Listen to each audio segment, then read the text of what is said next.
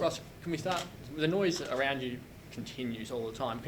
There's been a lot of coaches this year who've confirmed they've been approached by other clubs and have ruled things out with them. Can you confirm or deny that you've been either you or anyone connected to you has been approached by any other of the clubs looking for coaches?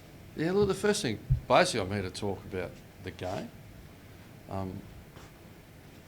After the meeting at the fish and chip shop in Carlton, the Barramundi Bowl, I was going to the Hall of Fame dinner and I declared where I'll be and where I'm coaching. So from my end, nothing's changed, and I don't see the need or prepared to talk about anything else other than the game, and I'm contracted and committed to Fremantle. So outside of that statement, everything's a moot point, so I'm not interested.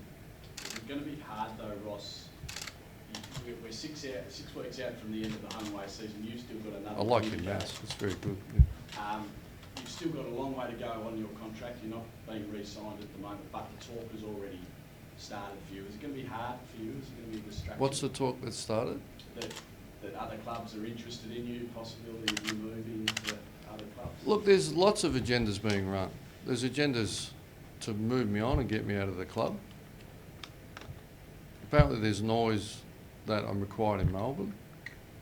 I'm committed to my contract. I'm enjoying my time here.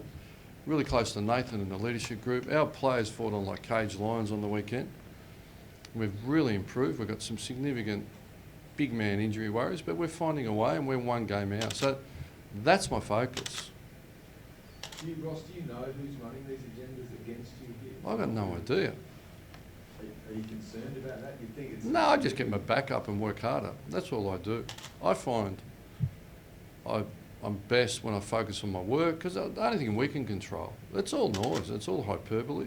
And as I said, it's got more froth than Theranos. And that's my position. And really, this press conference is really about the game. We've got a big game against Western Bulldogs. We're one game out of the 8. So I'm not going to indulge hypotheticals. I'm clearly committed here, and I'm enjoying my time. But it's not a hypothetical, a man of your stature in football not being re-signed yet and coming into without a contract in his last year. It's pretty unusual. Well, I don't think it is unusual. The term was the end of 2020. That's what both parties committed to. There was no options or clauses put in that there's a rider that you need to be re-signed. You're making a number of assumptions. A, that I want to continue to AFL coach. B, that I want to coach here. And C, that I need to coach. They're all assumptions that people are making. So I'm committed to my job. I'm committed to Fremantle. I'm committed to Nat 5. I'm committed to improving. So I'm not here to talk any more hypothetical because it's actually getting boring and it's taking away from the job at hand, which is coaching. Do you think Rory Lott will play this weekend? Are you any closer to Yeah, that? really quite confident. Yeah, he's got full range. There's a slight chance he won't, but there was certainly no damage to the capsule, the big part of the shoulders, a bit of a wrench. So yeah, we're quite confident. That did look sore though, but yeah, he was really good. He was in yesterday, played around with his shoulder. He's really quite confident. He must be quite a tough fella, is he? That last He is, yeah. Yeah, he is. I think he played with fractured ribs at GWS, and in those conditions and at the end, he was fantastic. So you really admire players, and you would have experienced players that can play with injury. And it's really difficult to do. Not everyone can do it, but he can certainly do it. But we never take any risk with the players that isn't calculated and wouldn't, if it was to cause any further damage or risk. But he's in pretty good shape, so yeah, we're quite confident, but we'll give him more of a test later in the week.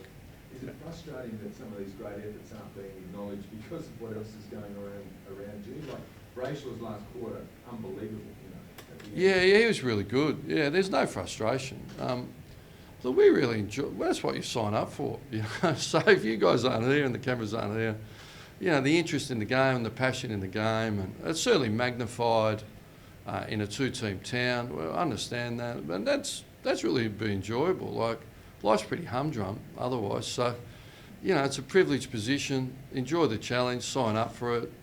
Never as good, never as bad, and our players are really growing and fighting on, as most clubs are. It's almost an even, I really like the turn, any given Sunday. Like that's how it's been set up. So, we're trying to overcome the challenge.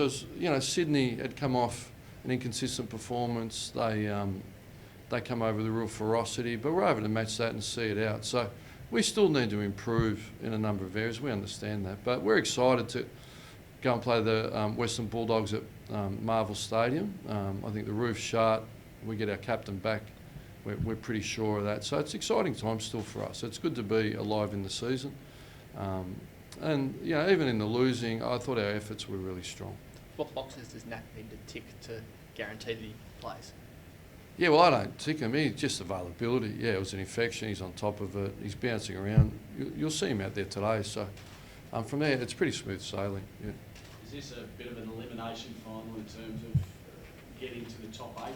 You and the Bulldogs are fighting for that Yeah. 1 or 2 position? Yeah, well, it's theoretically it is, but if you focus on outcomes, you tend to tighten up, and we've never done that. We just want to improve our footy, and as you do that,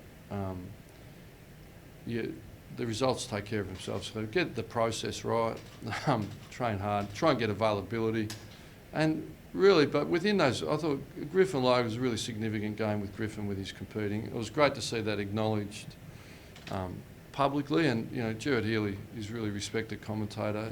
You can see people grow before your eyes. You saw Andy Brayshaw. I thought Chera was really good. So Sean Darcy's in the conditions was strong. So there's a lot of life here, and as you add Hogan back in, and Hill and Alex Pearce and Taberner and Cox, you know, and they continue to grow, it gets exciting here. So yeah. Made a decision on Sandy playing this week.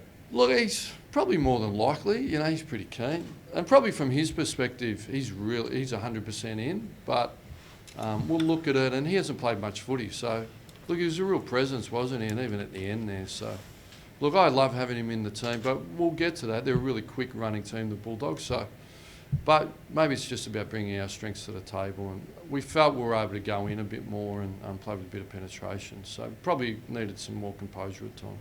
Pretty stark change in the outlook for Sandy. You know, he's gone last week. It seemed pretty grim, and this week it's. Yeah, he's a bit like me, isn't he? Like end of contract and maybe looking for an extension, but he's maybe like me, not worrying about it. Just on the 2-team town thing, how have you made it expanding to be a national story?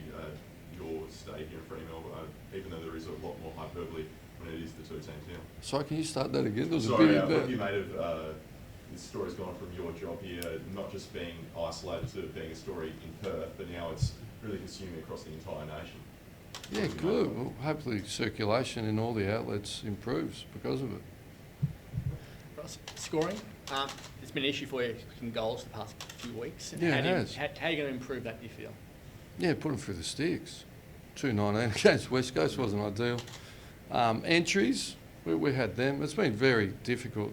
It's a very difficult stadium when it's wet and greasy. The number one team in the comps, I think, scored 55, 60 and 60. It's very difficult. Our attack's been decimated for tools, and we're certainly playing penetration. That's why we worked around it. Yeah, clean handling. Ruse was a very big influence on me. It's all about fumbles and drop marks. If you don't drop marks, you don't fumble, you probably score a little bit more. So we'd like to be cleaner, like to make better decisions. There's a lot that goes into the mix.